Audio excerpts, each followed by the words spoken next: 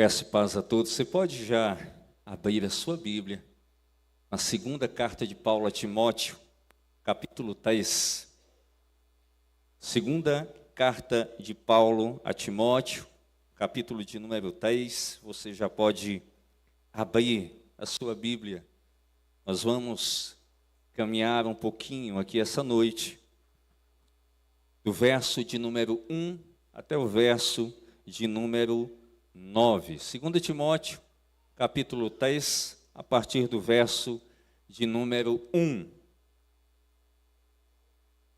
Saiba que nos últimos dias haverá tempos muito difíceis, porque as pessoas só amarão a si mesmas e ao dinheiro.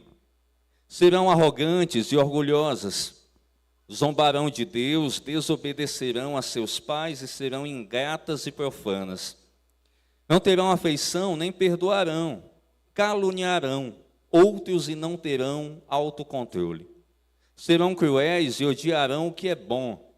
Trairão os amigos, serão imprudentes e cheias de si, e amarão os prazeres em vez de amar a Deus.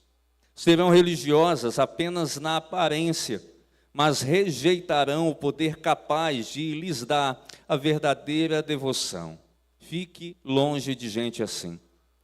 Entre tais pessoas, há aqueles que se infiltram na casa alheia e conquistam a confiança de mulheres vulneráveis, carregadas de pecados e controladas por todo tipo de desejo. Mulheres que estão sempre em busca de novos ensinos, mas jamais conseguem entender a verdade. Esses mestres se opõem à verdade, como Janes e Jambas se opuseram a Moisés. Têm a mente depravada e a sua fé não é autêntica. Contudo, não irão muito longe. Um dia, alguém verá como são insensatos, como aconteceu com Janes e Jambas. Amém?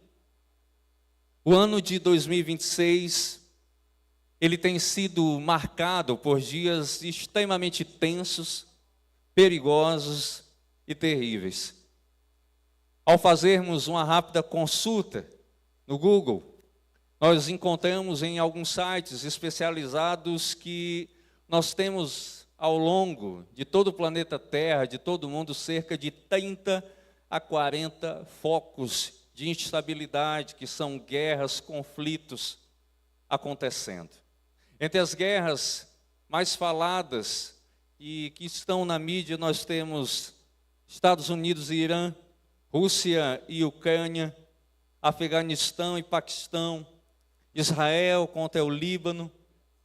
Nós temos uma onda cada vez maior de assassinatos. Nós temos uma crescente do egoísmo, do ódio, da corrupção sistêmica em todas as áreas, principalmente da nossa nação, desde o judiciário ao setor político, como também na nossa sociedade, da qual nós fazemos parte, nos comércios e na vida cotidiana, na vida comum. E tudo isso é uma fotografia de um mundo doente, de um mundo caído, onde os efeitos do pecado, eles deformaram o ser humano e o levaram a ser um modelo que jamais deveria servir de exemplo para ninguém. Mas esse texto em especial, ele traz dois personagens que nós vamos ter um olhar diferenciado essa noite. Eu estou falando de Paulo e estou falando de Timóteo. Paulo, nesta carta, ele deseja criar em Timóteo memórias, fazê-lo lembrar de uma série de orientações que serão de suma importância para a sua vida, mas principalmente para o seu ministério pastoral. Ele está conversando, ele está escrevendo a um jovem pastor, ao qual ele diz que essas lembranças, essas memórias, o farão ter fé, o farão ter força, e acima de tudo, foco diante dos dilemas que o ministério pastoral e que o mundo trazem. Paulo deseja, acima de tudo, que Timóteo mantenha a chama do Evangelho viva. Porque ele entende que quando nós mantemos essa chama viva, isso faz com que nós continuemos a marchar e nós não venhamos a nos envergonhar do Evangelho, que é a boa notícia de Deus. Ele deseja que Timóteo aprenda a sofrer pelo Evangelho, ele deseja que Timóteo se mantenha fiel à palavra, mas ele deseja que Timóteo proclame, repasse essa mensagem aos demais. Mas ele chama a atenção de Timóteo, ele coloca a vida dele para que se tenha um foco naquilo que é essencial. E se tem uma coisa que nós, na nossa sociedade atualmente não temos, é foco. E o foco justamente naquilo que é essencial na vida, no Evangelho. E ele diz, Timóteo, tenha foco naquilo que é importante de verdade. Não se esqueça daquilo que é a verdade suprema, que é a verdade absoluta. Ele quer que Timóteo olhe para a eternidade. Mas ele deseja que Timóteo mantenha uma área do nosso corpo que é vital, pura. Ele diz, Timóteo, mantenha o seu coração puro. E por que Paulo está tratando isso? Porque ele sabe que esse jovem pastor, que esse servo, que esse irmão em Cristo, ele está inserido em um universo de pessoas que Paulo classifica como más e perversas. Diante disso, Paulo deseja que Timóteo não se torne apenas um pregador da palavra e um pastor local, mas, acima de tudo, uma referência contra aqueles que são um mau exemplo, que são uma má referência. E ele diz, Timóteo, olha para mim como um exemplo, como uma referência a ser seguida. E em um mundo tomado pelos maus exemplos, pelas más referências, Paulo cava uma realidade, aponta para si, e ele diz que Timóteo deve olhar para ele como ele olha para Cristo, porque ele é um cumpridor da palavra. E o nosso mundo, ele está cheio exatamente das más referências, dos maus exemplos. E isso que Paulo fala é extremamente urgente de ser mudado e transformado nos nossos dias atuais. Mas Paulo, enquanto escreve, ele traz uma expressão muito interessante, ele traz a expressão últimos dias.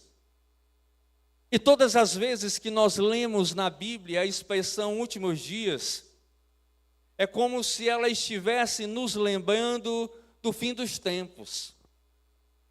Mas quando nós lemos o Novo Testamento, ela não fala exclusivamente sobre isso, sobre um futuro, sobre um fim. Mas ela fala sobre um tempo que já se iniciou. Um período que começa na ressurreição de Jesus e vai até a volta dele. Todo esse espaço é chamado de últimos dias, da ressurreição até a volta de Cristo. Quando você retorna a Atos, no capítulo 2, nos versos 17 e 18, Lucas ali escreve e traz a profecia de Joel lá do seu capítulo 2, onde ele fala sobre a ação do Espírito de Deus derramado sobre as pessoas. Onde ele diz que o Espírito de Deus, ele está agindo, ele está atuando no mundo. Mas Paulo está dizendo que, por um lado, o Espírito age, o Espírito atua, mas, por outro, nós temos tempos difíceis, tempos complexos, tempos terríveis. Mas Paulo está escrevendo de onde? Do conforto da sua casa, do conforto do seu lar? Não. Paulo está escrevendo da prisão. Paulo está preso, tratado como um prisioneiro comum. Mas por que Paulo está preso? Por que Paulo está sem as suas credenciais? Porque Paulo é alguém fiel ao Evangelho, alguém fiel à palavra. Mas isso nos mostra uma situação aqui que era dramática já nessa época. E nós olhamos para isso e já de cara nos deparamos com um tipo de perseguição, a perseguição externa contra o povo de Deus. Perseguição essa que na época era terrível. Perseguição essa que hoje em dia você encontra em vários ambientes da sociedade, na faculdade, no seu trabalho. Às vezes em casa, contra você mesmo, ela continua sendo real. Mas Paulo está dizendo que ele não quer tratar somente sobre essa perseguição que é externa. Ele diz que há algo mais profundo, há algo mais complexo, há algo que precisa ser tratado e a realidade central não é essa. Paulo, ele está alertando para um tipo de apostasia interna. E essa apostasia significa um abandono, um ato deliberado de colocar Deus para fora da sua vida. Um ato de você pegar a sua confiança no Senhor, retirar dele, colocar em outro lugar do qual Deus não vai ser glorificado. Um abandono das verdades do Evangelho em troca de qualquer outra coisa. E nós, numa leitura rápida, simplista, poderíamos estar vendo que Paulo está descrevendo aqueles que não temem a Deus, aqueles que estão fora da comunidade, aqueles que estão fora da igreja. Mas ele está falando das pessoas que faziam parte da igreja, pessoas que provaram da fé, mas que a abandonaram, saíram, não estão mais. E ele diz que essas pessoas amaram mais a si mesmas, e ele destaca o dinheiro. Dinheiro esse que ele diz que é a raiz de todos os males. Ele está estabelecendo que eles inverteram a ordem que deveria ser natural na vida do ser humano. E qual seria a ordem natural? Quando nós olhamos para o Antigo Testamento, nós vemos que há ali uma coletânea de 10 mandamentos. Mas no Novo Testamento, Jesus simplifica e os reduz a 2, onde ele diz que nós devemos amar a Deus acima de todas as coisas e o próximo como a nós mesmos.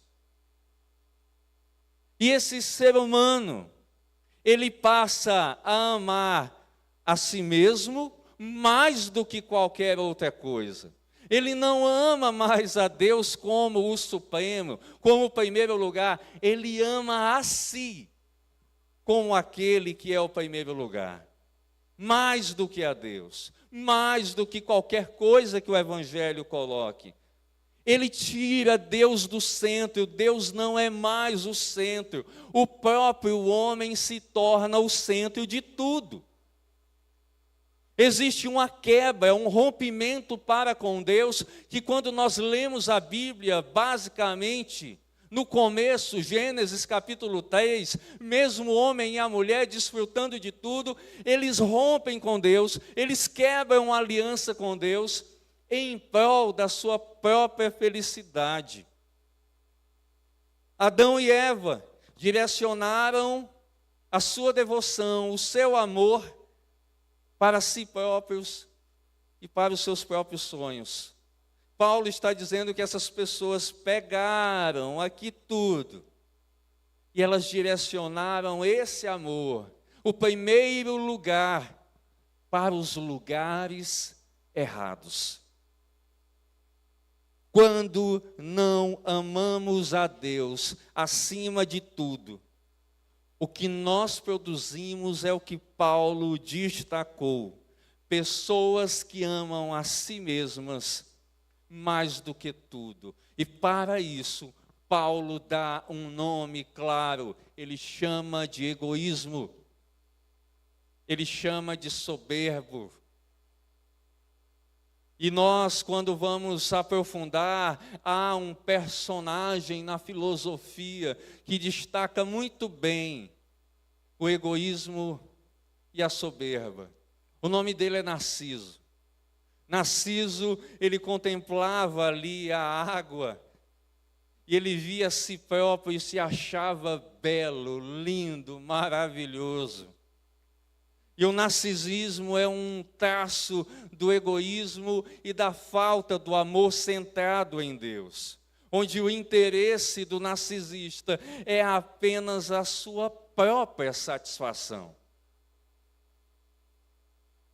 Mas o narcisismo, o egoísmo, ele leva a um tipo de conduta que acaba com as famílias, destrói relacionamentos dentro e fora da igreja.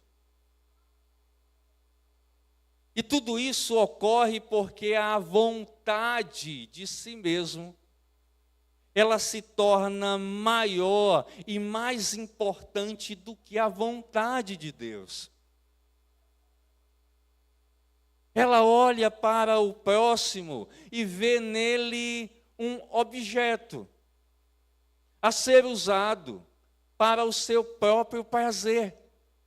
Ela não consegue ver ali um semelhante, ela não consegue ver o próximo, que deveria ser amado como a si mesmo, mas ela vê como um objeto descartável. Como Zygmunt Bauman, sociólogo, dizia, ele vê na sociedade uma relação líquida, onde nada mais dura, onde nada mais é eterno, onde as coisas escorrem pelas mãos, onde família, amizades, ou até mesmo a igreja se torna um objeto a ser descartado, se isso confronta a minha vontade diante do Senhor. Porque o meu prazer, ele deve ser aquilo que vai ser alimentado. E Paulo, ele faz uma lista. E Paulo faz uma das listas mais longas acerca de vícios que as pessoas carregam. Acompanha comigo e vê.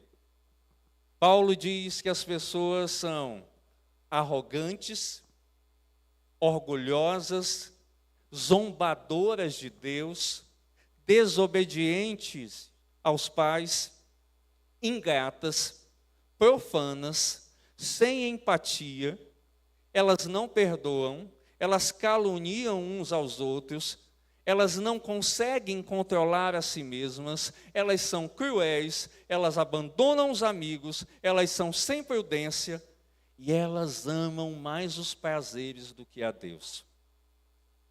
A lista é enorme. A lista assusta. O relato não é nada bom do que Paulo traz. Mas quando nós olhamos para essa lista, nós começamos a nos perguntar: quantos de nós não somos arrogantes? Quantos de nós não temos mania de grandeza? Quantos de nós não se achamos superiores aos demais? Sabe aquela pessoa que entra, que a gente dá o nome e diz, olha, lá vem fulano, com o nariz empinado. Ali se acha, não é assim que nós dizemos? Quantos de nós não desprezamos ou rebaixamos o outro, baseados na nossa própria concepção? Quantos de nós não somos orgulhosos e temos a síndrome de Gabriela? Eu sou assim. Nada vai me mudar. E eu morrerei também assim. Um orgulho onde não se volta atrás por nada. Nas opiniões, nas falas, mesmo diante de um cenário que se prova contrário. Essa mesma lista fala daqueles que zombam a Deus. Onde nós estamos a ver nas novelas, nos reality shows, que eu não consigo acreditar que um crente em Cristo, ele goste do Big Brother e da Fazenda. Me desculpe você que assiste, mas não dá. Onde personagens, e uma personagem famosa, ganhadora de um prêmio, ela disse que Deus é esse? Acabou sendo a mais votada da nação. E nesses mesmos lugares, Deus é zombado, Deus é escarnecido. Nas novelas, Deus é colocado de lado e não se há nenhum tipo de pudor. Na faculdade onde você estuda, independente do curso que você está realizando, está ali cursando, você vê os seus colegas olhando para Deus como algo muito, muito distante. Ou como diria Freud, como uma projeção da sua própria mente. Que história é essa de Deus? Isso é coisa antiga, coisa de religioso, coisa dos avós que não tinham conhecimento. Viva a ciência. Você vai, senta e vê a sua própria história, a sua própria memória antigamente, nas rodas das mesas de bar, onde Deus era escarnecido. Zombadores de Deus nos últimos dias. Pessoas que não têm nenhum tipo de temor, que zombam a Deus, com palavras, com pensamentos e com ações e com representações. Mas a palavra também, e Paulo traz que quantos de nós, em alguma etapa da vida, não fomos desobedientes aos pais? Você se lembra de algum momento que você foi desobediente ao seu pai? Nós que já temos uma certa idade, não que sejamos velhos, mas somos experientes, nós lembramos que quando nós estávamos numa posição de rebeldia diante de um pai nosso, de uma mãe, naturalmente uma chinela havaiana, ela voava numa velocidade incrível, que pegava a cabeça, pegava as costas. Ou seu pai dizia que teria uma conversa com você. Se tem uma coisa que antigamente a gente tinha medo, é quando um pai dizia, a gente vai conversar. Porque nenhum pai, nenhuma mãe, mas principalmente o pai, não conversava como hoje. Vem cá, meu filho, senta aqui que eu quero conversar com você. Como é que está a tua mente? Não. O pai já chegava com cinturão, com cipó, com um pedacinho de pau. Eu não posso falar outras coisas porque está gravado. E eles diziam, nós vamos conversar agora. E estava com o cinto aqui na mão. E isso a gente suando aqui, dizendo... Senhor, nessa hora, todos os filhos eram tementes a Deus. E diziam, Senhor, me livre, eu nunca mais farei. Só no outro dia que ele aprontava de novo. Mas isso é leve.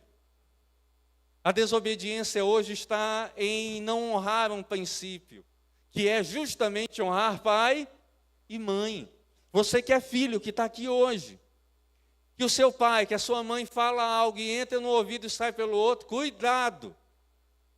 Você que é filho, que hoje vê o seu pai numa situação, a sua mãe debilitado, debilitada, e você não cuida, não dá apoio, não dá amor, lembre-se do quanto que ele cuidou de você.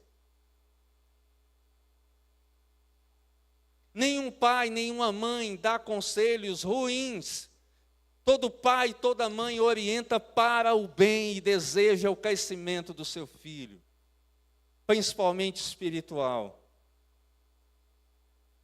Porque toda mãe, todo pai que teme a Deus, ele ora, se coloca de joelhos, clama, chora, para que Deus cuide, para que Deus preserve e para que Deus livre os nossos filhos desses últimos dias terríveis. Quantos de nós somos ingratos ao bem que o Senhor nos faz todos os dias. Quantos de nós nos esquecemos de, ao abrir os olhos, dizer: Senhor, obrigado por mais um dia. A maioria de nós, quando acorda, já está pedindo.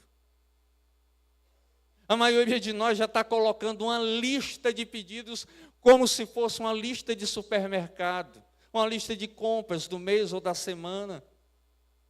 Mas nós não agradecemos por acordar, nós não agradecemos pelo café na mesa, nós não agradecemos pelo lanche, não agradecemos pelo almoço, não agradecemos pela vida. Não agradecemos pelo lar onde a gente mora. Não agradecemos pelo fato de termos uma bicicleta, uma moto, um carro, ou simplesmente de não ter nada disso e ao mesmo tempo ser grato. Quantos de nós nos esquecemos do bem que o outro fez a gente?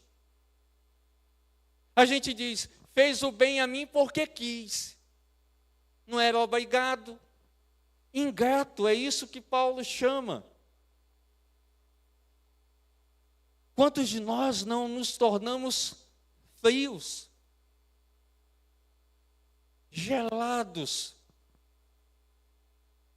Quantos de nós não desenvolvemos repulsa, esquecimento diante de tanto sacrifício que o outro fez para conosco? Quantos de nós somos cegos, surdos e mudos diante de um Deus que só age com bondade, com misericórdia, demonstrada a cada momento? Quantos de nós somos afetados por uma vida onde a falta de perdão tem corroído cada vez mais a nossa existência? Nós não conseguimos mais pedir perdão por coisas simples. Uma simples palavra mal colocada, um tropeçar no outro, um episódio que não foi bem assim, tudo isso faz com que a gente considere a ofensa mais extrema possível. E vamos aprisionando pessoas dentro de nós, porque nos tornamos insensíveis. Quantas vezes nós não vemos na internet pessoas acabando com as reputações das outras? Quantas vezes dentro da igreja nós não estamos a ver isso? Só porque não gostamos de algo, só porque discordamos do outro. Olha, fulano não presta. Fulano não vale nada, é porque tu não conhece aquela peça. Eu é que conheço. É assim. Não anda com ele não, viu? Não anda com ele. Ó, perigo. Quantos de nós não somos assim? Como nós somos cruéis. Recentemente nós vimos por aí pessoas que matam animais por diversão. Aquele famoso caso daquele cachorro lá em Santa Catarina. Matam por diversão. A falta da humanidade. Quantas pessoas não matam o outro por um celular? Colocam uma arma, colocam uma faca, botam a pessoa para deitar no chão e matam. E vem ali o juiz, vem o policial, vem o repórter e pergunta: por que você matou? Não, porque eu quis, porque eu me diverti. Ele me disse não, e eu queria um sim. O problema é muito mais do que segurança. O problema é coração, é mente. Pode-se ter 50 policiais nessa rua, mas se o coração do homem e a mente dele não forem transformadas, nada vai ser mudado. Porque a sociedade onde nós estamos, ela é cruel. E todos os dias nós deveríamos nos perguntar: aonde a nossa sociedade foi parar? Onde nós, como igreja de Cristo, fomos parar? Onde não se confia mais em ninguém. Onde o conceito de amigo mais chegado do que irmão foi trocado por amizade de conveniência. Onde eu sou amigo daquele que me dá algo em troca. Se ele não tem nada para me oferecer, tchau. Que tipo de evangelho é esse? Onde eu ajudo, onde eu abençoo, onde eu dispenso tempo, se essa pessoa é aquilo que eu acho que ela deveria ser para mim. E Paulo, gente, não está falando só de um retrato fora da igreja. Ele está falando de um retrato que está dentro da igreja muitas e muitas vezes. Ele pode estar falando de cada um de nós, que pode olhar para essa lista e dizer: eu me encaixo em alguma dessas coisas. E Paulo está alertando, Paulo está dizendo: gente, isso gera destruição, isso gera caos.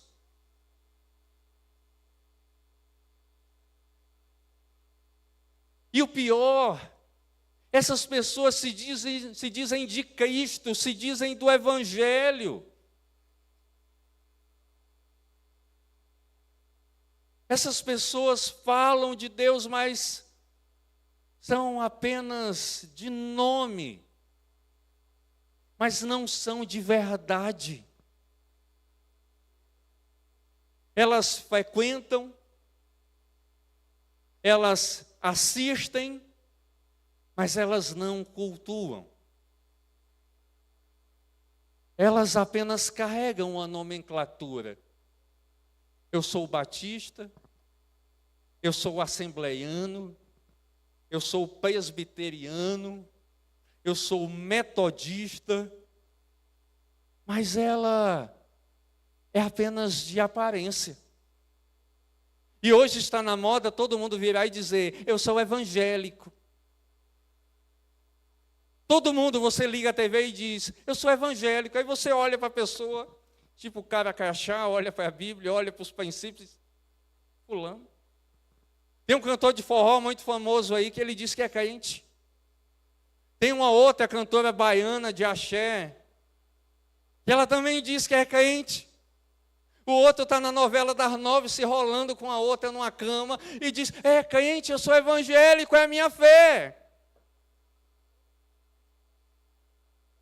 A gente olha para isso e a gente vê as igrejas lotadas, cheias de gente, mas apenas em número, mas não em discípulos. Igrejas cheias em número, mas não em discípulos. Mas parece que a gente foi anestesiado, e a gente vive anestesiado até hoje com isso, onde parecer se tornou mais importante do que ser.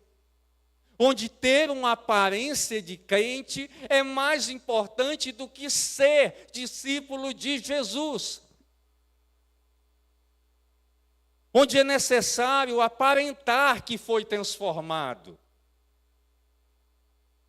Mas essa pessoa nunca foi verdadeiramente transformada, nunca teve um encontro com o Espírito Santo, nunca mudou de vida. Apenas frequenta uma igreja a qual é um clube. E quando nós olhamos para essa lista de vícios, de pecados, eu pergunto a você, como eu fiz essa pergunta a mim, como nós nos enxergamos? Você consegue se ver em muitos deles? Sua relação com Deus e a igreja é algo apenas de aparência ou é real? Se o que foi relatado nessa lista que Paulo traz a Timóteo é uma constante na sua vida, e você convive normalmente com isso, saiba que o seu cristianismo pode ser tudo, menos o cristianismo do Cristo ressurreto e verdadeiro.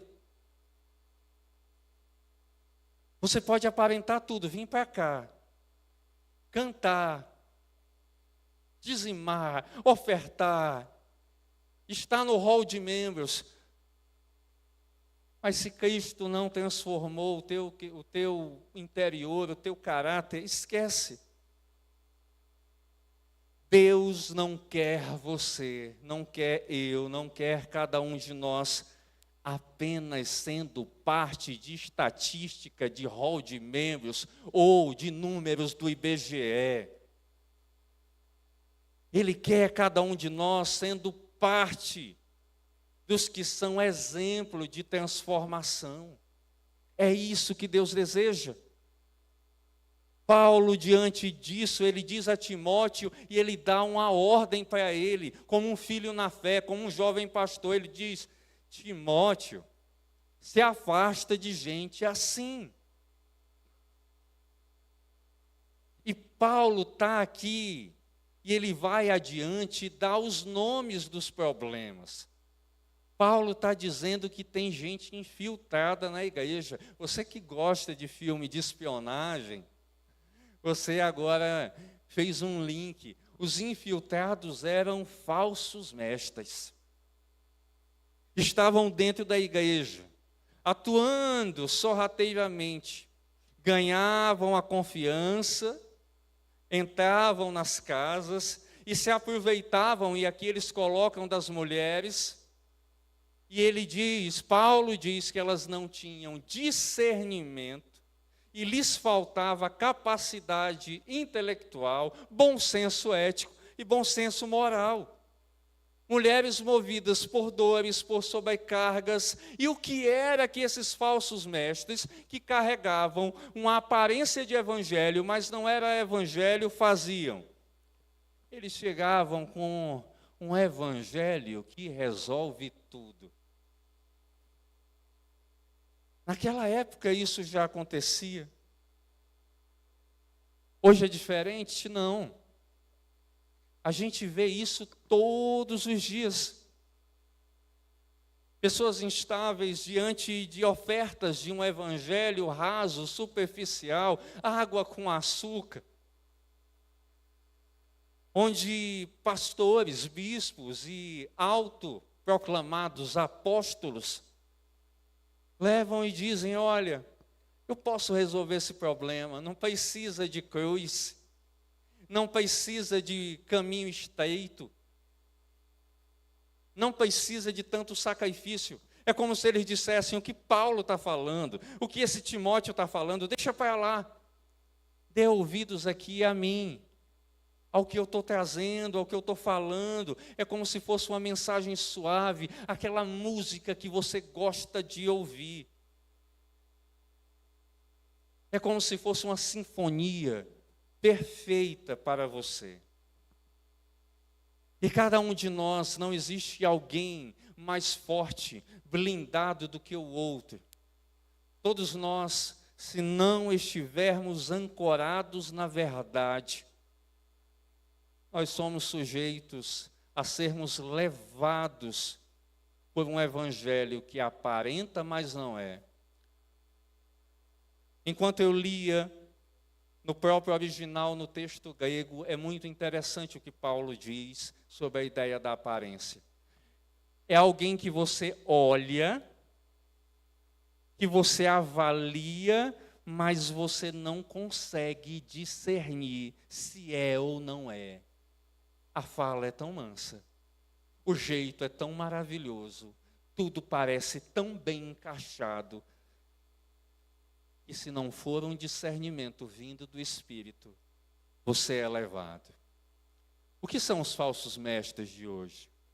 Púlpito, igreja cheia, milagres acontecendo, voz suave, choro, prosperidade, e você olha para aquilo e diz: Como isso não pode ser de Deus?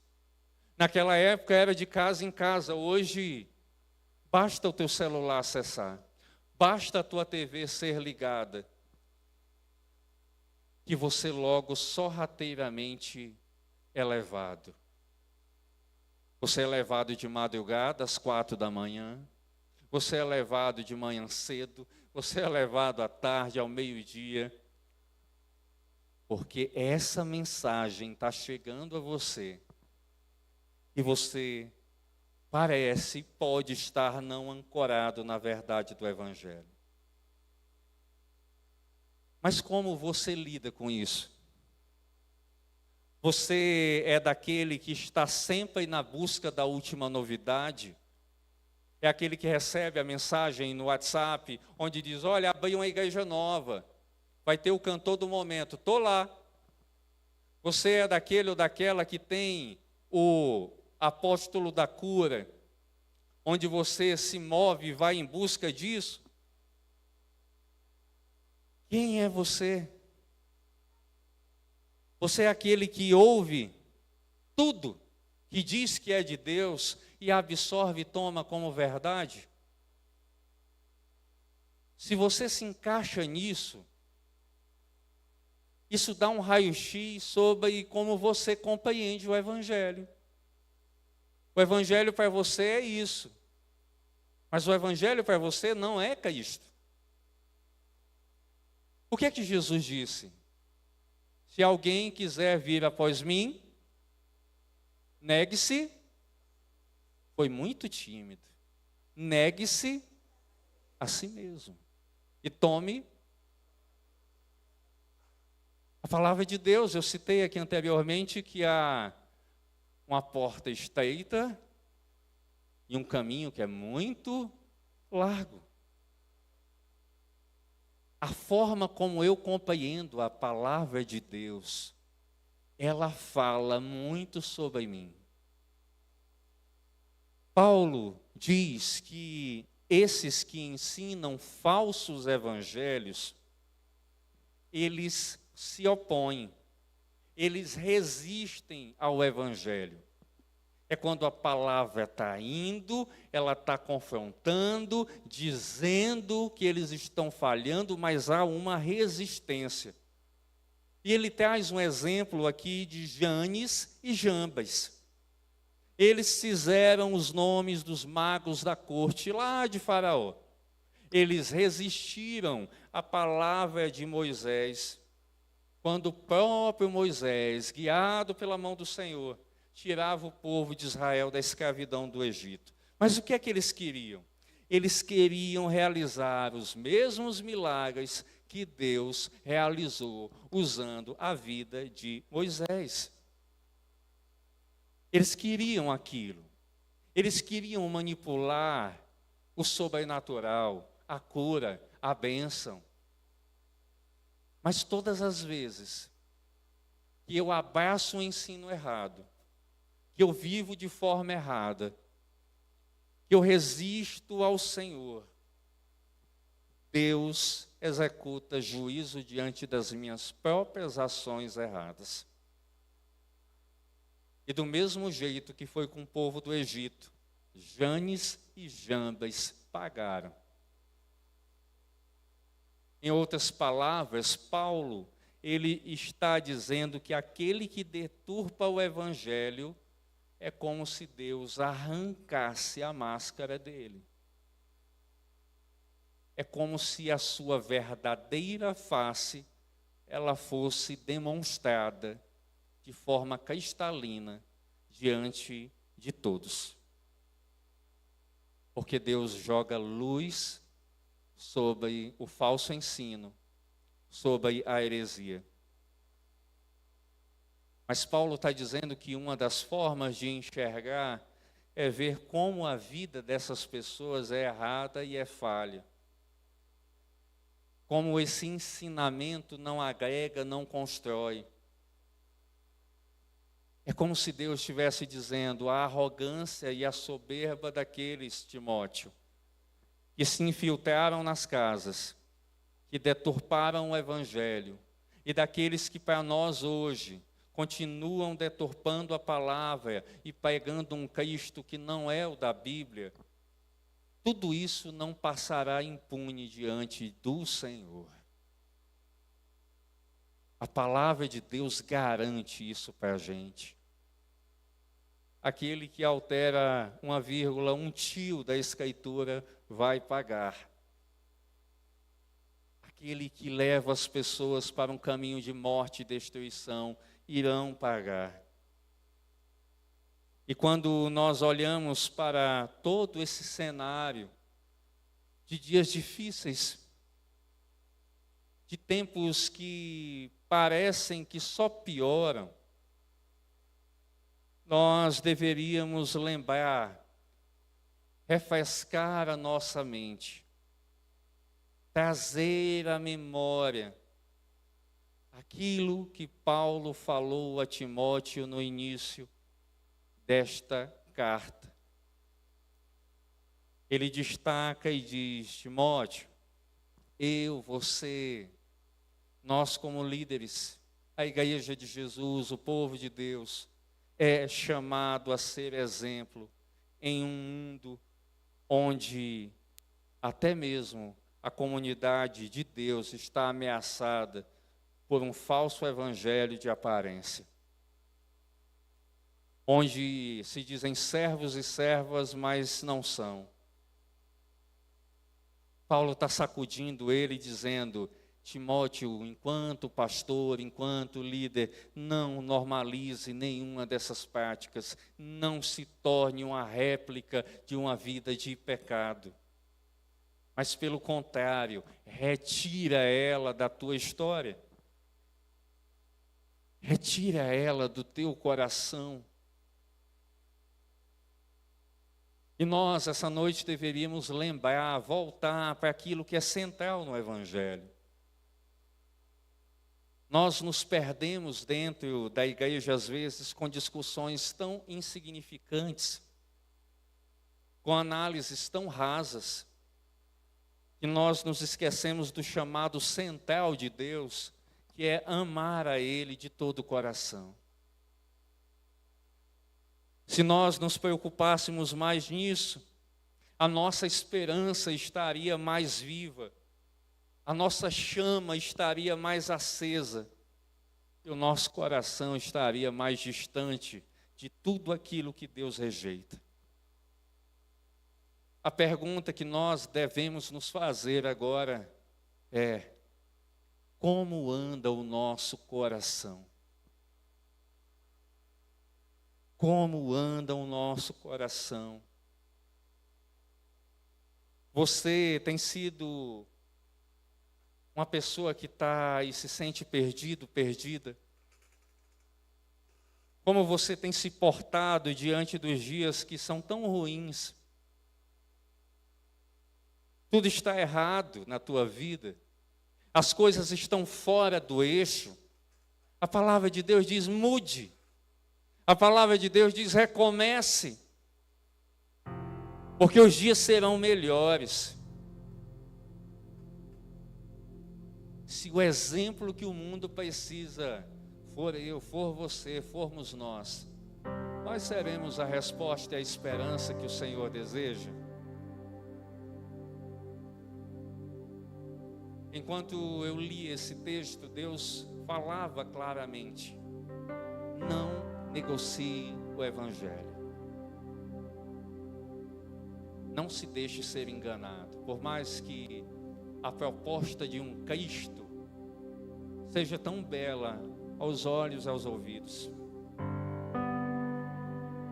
mas Deus nos chama a sermos referência dentro de casa, fora de casa, na igreja e em qualquer lugar. Sendo um homem e uma mulher do Evangelho, exemplo diante do dia mau e das perversões desse tempo.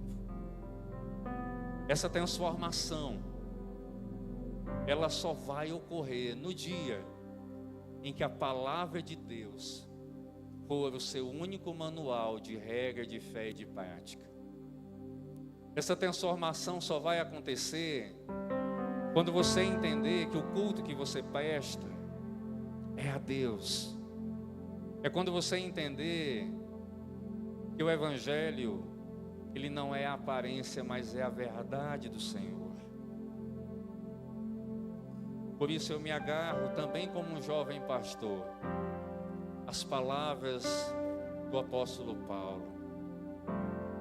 Se mantenha firme, foque em Cristo, viva para Cristo,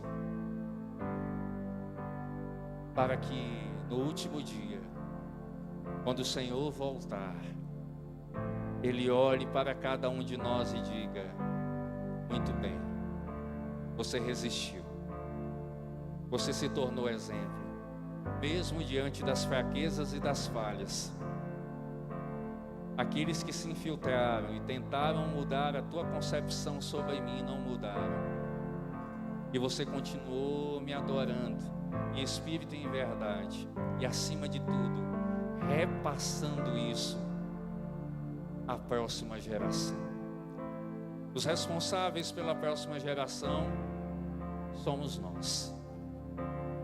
Que evangelho nós estamos passando? Que culto e que tipo de líderes nós somos? É isso que Deus de fato quer falar a cada um de nós. Feche os seus olhos comigo.